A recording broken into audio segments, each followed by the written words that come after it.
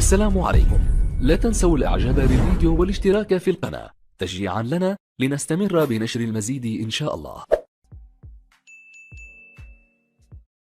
هذه أبرز العناوين: إنزال وطني ضخم لأسرة التعليم يعلن سحب الثقة من النقابات ويرفض التعديلات. تفاصيل: مقتل 4 من انفصاليي البوليساريو، حاولوا التسلل لتنفيذ هجمات بالسمارة. من جديد: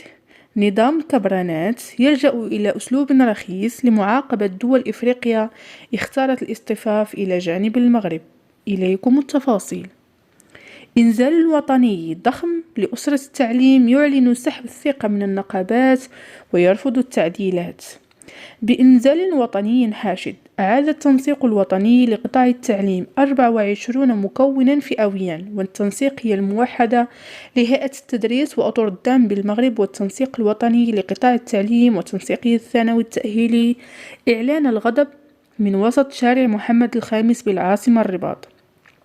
حيث بدأت المسيرة الاحتجاجية التي استمرت إلى أمام مقر وزارة التربية الوطنية والتعليم الأولي والرياضة. وطيلة المسيرة التي كانت كل حناجر ضمنها غاضبة، رفعت الشغيلة التعليمية شعارات قاسية وحادة في حق النقابات وفي حق الوزارة الوصية والحكومة والدولة المغربية، إعلانا للفشل الذي طبع تدبير ملف التعليم والبلوكاج الذي عم القطاع بشكل غير مسبوق، أفضى إلى احتقان عارم في القطاع الحيوي والاستراتيجي منذ المصادقة على النظام الأساسي. ومن بين الشعارات التي تداولتها الشغيلة التعليمية التي قدمت من مختلف جهات المغرب للمشاركة في المسيرة الثالثة التي تعد حازمة وحاسمة في مسار الرفض العارم للنظام الأساسي: الحوار زيرو،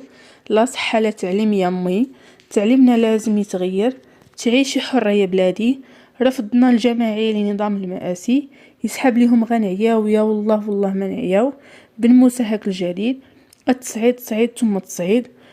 وأعلنت التنسيقيات المشاركة في المسيرة عن سحب الثقة من التمثيليات النقابية الخمس المشاركة في الحوار، ورفض عملية التعديل التي يخضع لها النظام الأساسي بشكل ملغوم لا يجيب عن الإشكالات الحقيقية التي أفضت إلى خلق أزمة في القطاع، مؤكدة أن التنسيقيات هي التي يتعين أن تشارك في الحوار وليس النقابات التي لم تعد تمثل سوى نفسها ولا تعبر عن رأي القواعد التعليمية. العياشي تكركرا، عضو اللجنة الوطني للتنسيق الوطني لقطاع التعليم مشارك في المسيرة، قال إن هذه المحطة ممركزة وحاسمة تأتي في إطار التصعيد والرفض الشامل لما تم الاتفاق بشأنه سواء في 10 أو 26 دجنبر من العام المنقضي، لكونها اتفاقات لا تلبي الحد الأدنى من مطالب الشغيلة التعليمية، مسجلة أن أكثر من 40 ملف لم تحل بصفة نهائية ولم تطرح حتى للنقاش على مائدة الحوار. ونحن اليوم نؤكد من جديد على ضرورة سحب النظام الأساسي بكل تعديلاته التي تم الاتفاق بشأنها مع النقابات الخمس. وزاد تكركرا في تصريحه للجريدة: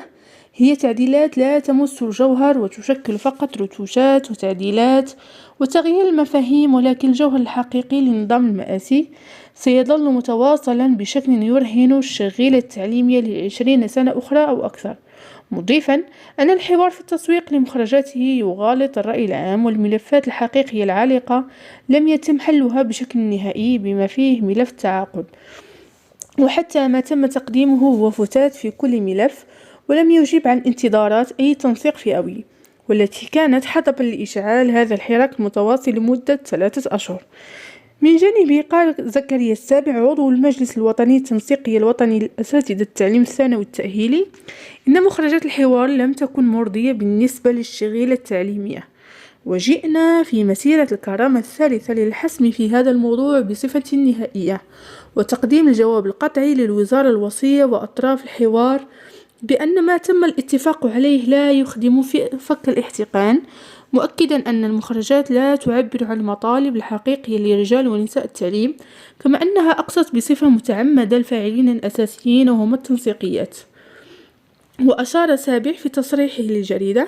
إلى أن النظام الأساسي لم يسحب ولا يزال يحافظ على معناه التراجعي، مسجلا أن مبدأ العدالة الأجرية بدوره لم يتحقق في القطاع التعليمي، فقطاعات كثيرة تمتعت بزيادات كبيرة وسخية باستثناء رجال ونساء التعليم، بحيث أضيفت فقط 750 درهم هذه السنة، والتي لن تنفع في أي شيء في ظل الغلاء والأزمة الاقتصادية التي نمر بها. وواكبت الجريدة المسيرة إلى غاية مقر وزارة التربية الوطنية، واستمر الغضب في كل الشعارات المرفوعة بلا أي هامش للهدنة مع الجهات الرسمية. ففي الطريق بلغت الشعارات منحى أكثر حدة من قبيل الصدح بشعارات من قبيل الله الله يا بابا، دولة هادي ولا غابة، المصير ولا مجهول، المستقبل ولا ضبابة، وهو ما يحيل إلى أن الحراك التعليمي ما زال حاضرا على الرغم من جهود الحكومة لطي هذا الملف بشكل نهائي. تفاصيل مقتل 4 من انفصاليي البوليساريو حاولوا التسلل لتنفيذ هجمات بالسمارة. وضعت طائرة درون مغربية حدا لمحاولة تسلل المقاتلين من جبهة البوليساريو الانفصالي على متن سيارتين إلى مدينة السمارة، وذلك لتنفيذ هجمات مشابهة لتلك التي نفذتها الجبهة شهر نوفمبر الماضي. وأقرت وسائل الإعلام بوليساريو بمقتل 4 من عناصر الجبهة الانفصالية فجر أمس الأربعاء بواسطة طائرة مسيرة مغربية بمنطقة مهيريز داخل المنطقة العازلة على بعد 100 كيلومتر من مدينة سمارة، بينما تمكن ناجون من العودة لمخيمة تندوف بالأراضي الجزائرية. ويتعلق الأمر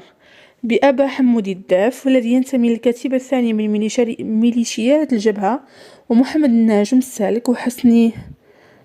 إبراهيم من الكتيبة السابعة، في حين أصيب كل من أغلاء بالله من الكتيبة السابعة والنفعي محمد سالم من سلاح الإشارة بجراح خطيرة. وكشفت معطيات صادرة عن أتباع الجبهة الانفصالية إصابة حمدي حبيب من مقر القيادة وبشار المختار من الكتيبة السابعة خلال هذا القصف بجروح وصفت بالطفيفة، مشيرة إلى أن شخصا تاسعا يدعى السالك علي موسى من الكتيبة السادسة لم يعثر عليه بعد. وبحسب المعطيات ذاتها فإن هذا القصف استهدف على مرحلتين مجموعة من عناصر البوليساريو مكونة من 9 أشخاص على الأقل، والتي كشفت حسابات موالية للجبهة عن هوياتهم، ما أدى إلى مقتل 4 وفقدان شخص خامس، في حين أصيب آخرون بإصابات متفاوتة. وأشارت إلى أن السيارتان انطلقتا إلى الموقع المذكور في تمام الساعة 3:40 فجرا ليتم رصدهما من طرف سلاح الجو المغربي، الذي نفذ أول ضربة في تمام الساعة 4 صباحا،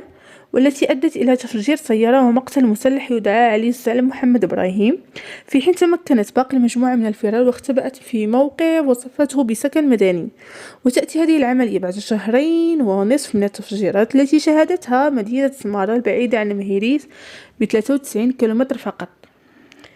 والتي حدثت في أحياء مدينة مدنية وأدت إلى مقتل شاب يبلغ من العمر 23 عام وإصابة 3 أشخاص آخرين، وهي العملية التي أعلنت جبهة البوليساريو مسؤوليتها عنها وصنفها المغرب هجمات إرهابية.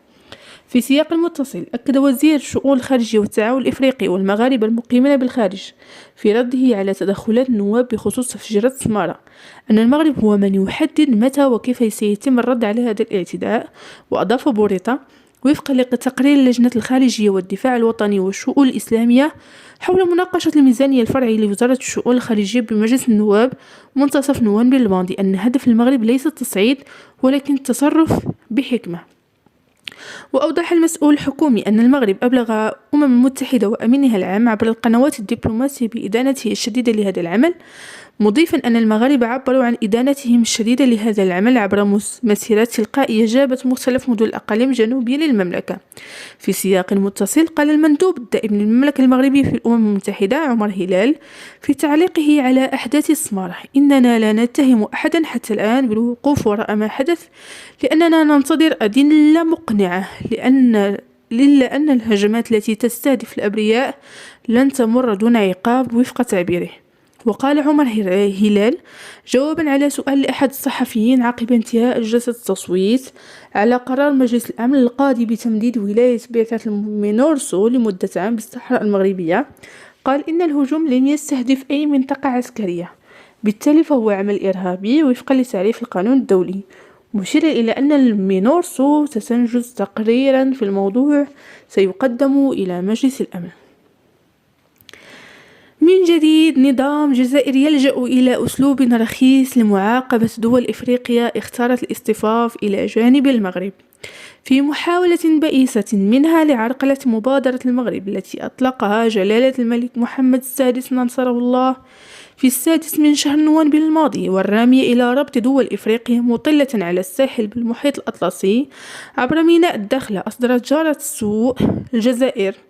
قرارا يقضي بغلق حسابات القروض الممنوحة لحكومات أجنبية ضمنها النيجر، مالي، تشاد وبوركينا فاسو.